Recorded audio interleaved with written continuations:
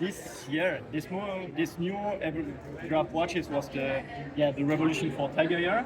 So this new movement embarked the last two innovation of the Heuer.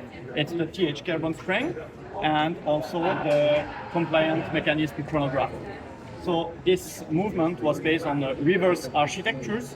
So it means you have on the dial side all the gearing and the barrel and the oscillator, and you have two arches that they support these two elements. They are linked also to the shape of the watches, and also if you have you remember the Ratrapant watches, the Monaco Ratrapant, there are also two arches. It's the signature of this kind of autology watches. So if we turn the watch, you will see on the back the second innovation. It's the compliant mechanism and also the automatic system on the back. This movement is perfectly square and it fits perfectly in the Monaco case. It was developed for these new watches. And now if we go in the movement, you can discover these two innovations. First, the carbon spring that was launched last year in the Geneva Watch Day. So where you can see in slow motion the balance wheel with the carbon spring, and there is some explanation you can see there, and the escape lamp.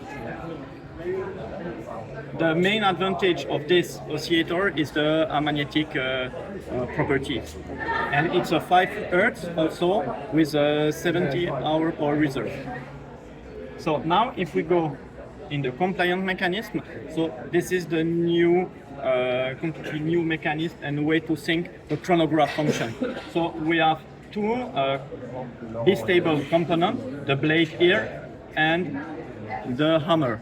Okay, if you click on the start, you will see the pusher will, it will activate. So first we will go jumping up the hammer and then opening the pincher clutch. So the jump, now the chronograph start. Here is the second and the minute counter. So if we click the stop, it's always linked here.